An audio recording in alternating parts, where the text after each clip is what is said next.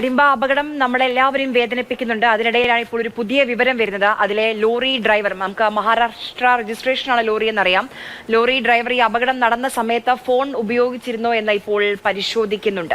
വളരെ ഗുരുതരമായ ഒരു വിഷയമാണിത്. കരിമ്പ അപകടത്തിനിടയാക്കിയ ലോറി ഡ്രൈവർ അപകട സമയത്ത് ഫോൺ ഉപയോഗിച്ചിരുന്നോ എന്ന കാര്യം അന്വേഷിക്കുകയാണ്. മഹാരാഷ്ട്ര രജിസ്ട്രേഷൻ ലോറിയുടെ ഡ്രൈവർ വൈകിട്ട് 3:50 ഫോൺ ഉപയോഗിച്ചു എന്ന് കണ്ടെത്തിയിട്ടുണ്ട്.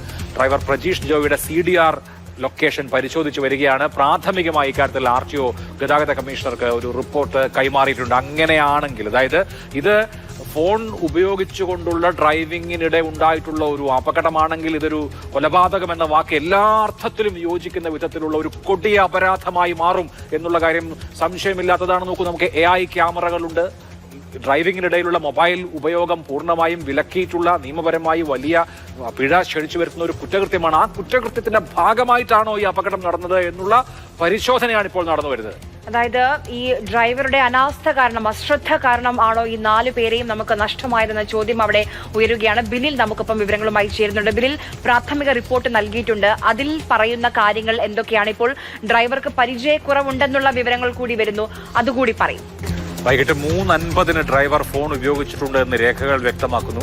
അത് അപകടം നടന്ന അതേ സമയമാണോ എന്നുള്ളതാണ് അറിയാൻ ഉള്ളത്. ഡ്രൈവർക്ക് പരിചയക്കുറവുണ്ട് എന്നും ഈ റിപ്പോർട്ടിൽ പറയുന്നുണ്ട്. ഒപ്പം റോഡിന് വഴുക്കൽ ഉണ്ടായിരുന്നതായും പറയുന്നുണ്ട്. നോക്കൂ, ദേശീയപാത അതോറിറ്റിയെ രൂക്ഷമായി സ്ഥലം MP-യും സംസ്ഥാനത്തെ ഗതാഗത മന്ത്രിയും വിമർശിച്ചിട്ടുണ്ട്. ഇത് റോഡ് നിർമ്മാണത്തിലെ അശാസ്ത്രീയത ഉണ്ടാക്കിയ പ്രശ്നമാണെന്ന് ചൂണ്ടിക്കാണിക്കുന്നുണ്ട്. അപ്പോൾ മൾട്ടിപ്പിൾ റീസൺസ് ഒരുപക്ഷെ ഉണ്ടാകാം. അതായത് റോഡിന്റെ മോശം അവസ്ഥ, അശാസ്ത്രീയമായ റോഡ്, ഒപ്പം ആ റോഡിൽ അശ്രദ്ധമായി വണ്ടി ഓടിക്കൽ, ഈ പറയുന്ന ഘടകങ്ങളെല്ലാം ഒത്തുചേർന്നപ്പോൾ ഉണ്ടായിട്ടുള്ള ദാരുണമായ ഒരു അപകടവും ആകാം ഇത്. ഇനി ഈ അപകടത്തിന്റെ കാരണം എന്ത് എന്നുള്ളതിനെ കുറിച്ചുള്ള നിർണായകമായ പരിശോധനകളാണ് നടക്കുന്നത്. ബ്ലൈൻഡ് സ്പോട്ടുകൾ കണ്ടെത്തും എന്ന് മന്ത്രി പറഞ്ഞിട്ടുണ്ട്. ഉച്ചയ്ക്ക് 2 മണിക്ക് ശേഷം പാലക്കാട് കളക്ടറേറ്റിൽ ഒരു യോഗം നടക്കുന്നുണ്ട്. ഇങ്ങനെ ഇപ്പോൾ ഈ 4 കുഞ്ഞുങ്ങൾ, 13 വയസ്സ് മാത്രം പ്രായമുള്ള ഈ 4 കുഞ്ഞുങ്ങളുടെ ഉയിരെടുത്തതിന് ശേഷമാണെങ്കിലും ഇത്തരത്തിലുള്ള ആലോചനകൾ ഉണ്ടാവുന്നത് ഒരു തരത്തിൽ ആശ്വാസമാണ്. ഇനിയെങ്കിലും കരിമ്പ അപകടത്തിന്റെ വില്ലനായി മാറിയിരിക്കുന്ന ലോറി MH40 BG 5408, ഈ ലോറിയാണ്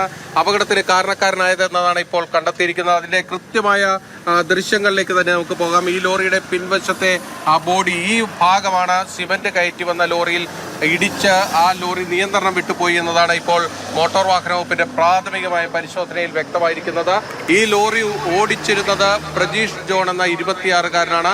5 വർഷത്തിൽ താഴെ മാത്രമാണ് ആ പ്രജീഷിന് ഇത്തരത്തിലുള്ള ചരക്ക് വാഹനങ്ങൾ ഓടിച്ചുള്ള പരിചയമുള്ളത് എന്നത് കാര്യം കൂടി മോട്ടോർ വാഹന വകുപ്പ് വ്യക്തമാക്കുന്നു. ഈ അപകടത്തിലേക്ക് പോയതിന്റെ ഏറ്റവും പ്രധാനപ്പെട്ട കാരണം ആ റോഡിന്റെ അപകടാവസ്ഥ, അതായത് വലിയ വളവായിരുന്നു. അതോടൊപ്പം തന്നെ ഈ ഡ്രൈവർ ഫോൺ ഉപയോഗിച്ചിരുന്നു അപകട സമയത്ത് എന്നതാണ് മറ്റൊരു പ്രധാനപ്പെട്ട ചോദ്യമായി ഉയർന്നു വരുന്നത്.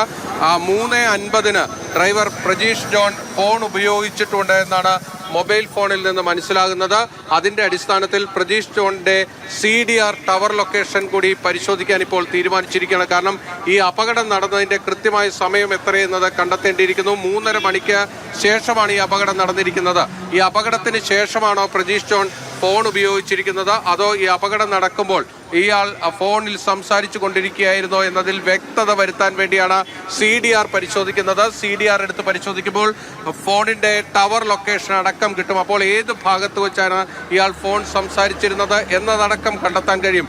എന്തായാലും വിശദമായ അന്വേഷണത്തിലേക്ക് മോട്ടോർ വാഹന വകുപ്പും പോലീസും പോവുകയാണ്.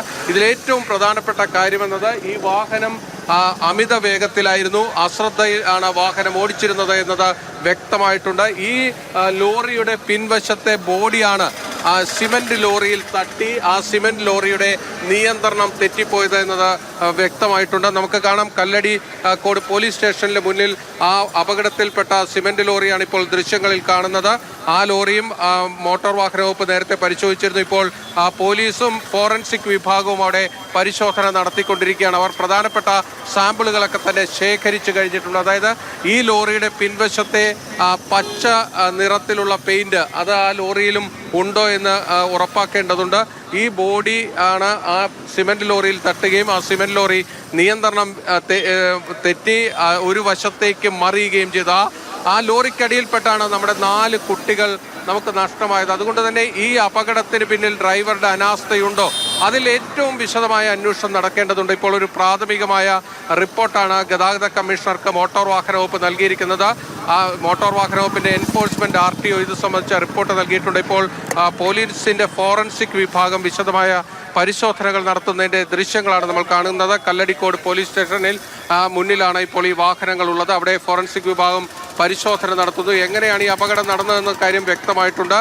ഇപ്പോൾ നമ്മൾ ദൃശ്യങ്ങളിൽ കാണുന്ന സിമന്റ് ലോറി, ആ സിമന്റ് ലോറി ആണ് മറിഞ്ഞ് അതിൻ്റെ അടിയിൽപ്പെട്ടാണ് 4 കുട്ടികൾ മരിച്ചത്. ആ ലോറിയിൽ അപകടത്തിൽപ്പെടാൻ കാരണമായത് ഈ മഹാരാഷ്ട്ര രജിസ്ട്രേഷനിലുള്ള ആ ലോറിയാണ്. ഈ ലോറി കാലിക്കാണ് വന്നത്. അതായത് മണ്ണാർക്കാട് ഭാഗത്ത് നിന്ന് പാലക്കാട് റൂട്ടിലേക്ക് ഈ ലോറി അമിത വേഗത്തിൽ ഇറങ്ങി വരികയായിരുന്നു. അതായത് ആ ഭാഗം ഒരു ഇറക്കവും വളവും കൂടിയാണ്. അവിടെ വെച്ചാണ് ഈ അപകടം സംഭവിച്ചത്. ഇത് വലത്തോട്ട് മാറിപ്പോയി പാലക്കാട് നിന്ന് മണ്ണാർക്കാട്ടേക്ക് വരികയായിരുന്ന സിമന്റ് ലോറിയുടെ ഡ്രൈവർ ക്യാബിനിൽ ഇതിന്റെ പിൻവശം തട്ടി എന്നതാണ് ഇപ്പോൾ കണ്ടെത്തിയിരിക്കുന്നത്. അങ്ങനെയാണ് ലോറിക്ക് നിയന്ത്രണം തെറ്റുകയും ആ ലോറി മറിയുകയും ചെയ്തിരിക്കുന്നത്. ഈ ലോറി ഓടിച്ചിരുന്ന പ്രജീഷ് ജോണിനെ വിശദമായി തന്നെ ചോദ്യം ചെയ്തു വരികയാണ്. ഈ ലോറിക്ക് നിയമപരമല്ലാത്ത ലൈറ്റുകൾ ഘടിപ്പിച്ചതായി മോട്ടോർ വാഹന വകുപ്പ് കണ്ടെത്തിയിട്ടുണ്ട്. നിയമപ്രകാരമല്ലാത്ത 2 ലൈറ്റുകൾ, ആ ലൈറ്റുകളിൽ ഒന്നിതാണ്. ഇങ്ങനെ 24 വോൾട്ടിന്റെ 2 ലൈറ്റുകൾ ഈ വണ്ടിക്ക് മുൻവശമുണ്ട്. ഇതും മോട്ടോർ വാഹന വകുപ്പിന്റെ റിപ്പോർട്ടിലുണ്ട്. ഇത്തരത്തിലുള്ള ലൈറ്റുകൾ സ്ഥാപിക്കാൻ പാടില്ല എന്നത് മോട്ടോർ വാഹന വകുപ്പ് ആ നിയമത്തിൽ തന്നെ പറയുന്നുണ്ട്. ഹൈക്കോടതിയുടെയും കർശനമായ ഇടപെടൽ ഈ കാര്യങ്ങളിലൊക്കെ തന്നെ വന്നിട്ടുണ്ട്. ഇത്തരത്തിൽ കൂടുതൽ ലൈറ്റുകൾ ഘടിപ്പിച്ചു. ഇത്തരത്തിലുള്ള കണ്ടെത്തലുകളും ഈ വാഹനത്തിനെതിരെ ഇപ്പോൾ മോട്ടോർ വാഹന വകുപ്പിന്റെ ഭാഗത്ത് നിന്ന് വന്നിട്ടുണ്ട്. എന്തായാലും വിശദമായ ഒരു അന്വേഷണത്തിലേക്ക് നൽകിയിട്ടുള്ളത് അല്ലെ അഭിലാഷ്? ഇപ്പം കുറെ വിവരങ്ങൾ ഇന്നലെ മുതൽ തന്നെ വരുന്നുണ്ട്. ആ സിമന്റ് ലോറിയിൽ ഓവർലോഡ് ഇല്ലായിരുന്നു. ഹൈഡ്രോപ്ലെയിനിങ്ങിന് സാധ്യതയുള്ള ഒരു മേഖലയാണെന്ന റിപ്പോർട്ട് ഇന്നലെ തന്നെ വന്നിരുന്നു. ഓവർലോഡ് ഇല്ലായിരുന്നു.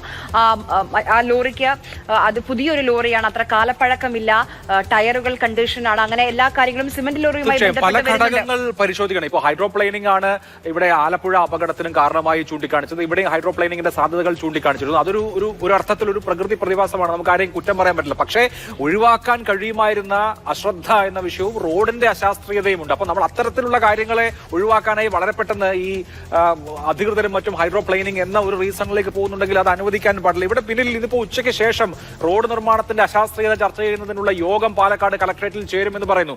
ഇന്നലെ അപകടമുണ്ടായതിന് പിന്നാലെ അവിടുത്തെ നാട്ടുകാർ അതിരോഷത്തോടു കൂടിയാണ് പ്രതികരിച്ചത്. കാരണം ഇവിടെ സ്ഥിരം അപകട മേഖലയാണ് എന്ന് പറയുന്നു. ഇന്ന് ഗതാഗത മന്ത്രി KB ഗണേഷ് കുമാർ മുതൽ പാലക്കാട് MP VK ശ്രീകണ്ഠൻ വരെ ദേശീയപാത അതോറിറ്റിയെ നിശ്ചിതമായി വിമർശിക്കുന്നു. അങ്ങനെ അപകടമുണ്ടാവുന്ന വിധത്തിൽ അശാസ്ത്രീയമായിട്ടാണ് ഈ റോഡ് നിർമ്മിച്ചിരിക്കുന്നത്. ഒരു അർത്ഥത്തിൽ അപകടം ക്ഷണിച്ചു വരുത്തുന്ന സ്ഥലമാണെന്ന ആരോപണമുണ്ട്. ഒരുപക്ഷെ ഈ മൾട്ടിപ്പിൾ ഘടകങ്ങൾ, പല ഘടകങ്ങൾ ഒന്നു ചേർന്നപ്പോൾ അപകടകരമായ റോഡ്, ആ റോഡിലെ മഴ പെയ്തത് മൂലമുള്ള വഴുക്കൽ, ഒപ്പം ഒരു ലോറി ഡ്രൈവറുടെ എതിരെ വന്ന ലോറി ഡ്രൈവറുടെ അശ്രദ്ധ, ഇതെല്ലാം കൂടി ചേർന്നുണ്ടാക്കിയ ഒരു അപകടമാകാമോ ഇത്? തീർച്ചയായും അഭിലാഷ്, അങ്ങനെ വിവിധ കാരണങ്ങൾ ഒത്തുചേർന്നുണ്ടായ ദുരന്തമെന്ന് വേണമെങ്കിൽ നമുക്കിതിനെ വിശേഷിപ്പിക്കാം. കാരണം നമ്മൾ പാലക്കാട് കോഴിക്കോട് ഈ റൂട്ടിലൂടെ സഞ്ചരിക്കുമ്പോഴൊക്കെ കാണുന്നത് വലിയ വളവുകളും കയറ്റി ഇറക്കങ്ങളും തന്നെയാണ്. ഈ റോഡ് നേരത്തെ വീതി കുറഞ്ഞ റോഡായിരുന്നു. പക്ഷേ ഈ റോഡ് വീതി കൂട്ടി നിർമ്മിച്ചു. പക്ഷേ ആ വീതി കൂട്ടി നിർമ്മിച്ച വേളയിൽ ഒന്നും തന്നെ ഇതിൻ്റെ കൃത്യമായ വളവുകൾ നിവർത്തിയെടുക്കാൻ കഴിഞ്ഞില്ല എന്നതാണ് ഇതിലേറ്റവും വിരോധാഭാസം എന്നത്. അതുകൊണ്ട് തന്നെ പല സ്ഥലത്തും അമിത വേഗത്തിൽ ട്രക്കുകൾ കടന്നു പോകുന്നുണ്ട്. വീതിയുള്ള സ്ഥലത്തേക്ക് വരുമ്പോൾ ഒന്നിൽ കൂടുതൽ വണ്ടികൾ ഒരേ ദിശയിൽ നിന്ന് തന്നെ ഓവർടേക്ക് ചെയ്തൊക്കെ കയറി വരുന്നു. അപ്പോൾ മറു സൈഡിലേക്ക്, അതായത് മറ്റ് എതിർദിശയിൽ നിന്ന് വരുന്ന വണ്ടി കടന്നു പോകുന്ന ഭാഗത്തേക്ക് കൂടി പോകുന്നു. അങ്ങനെയാണ് ഈ അപകടങ്ങളുടെ ഒരു പ്രധാനപ്പെട്ട കാരണം. ഇവിടെ ഒന്നും തന്നെ മീഡിയനുകളില്ല എന്നതും ശ്രദ്ധിക്കപ്പെടേണ്ട കാര്യമാണ്.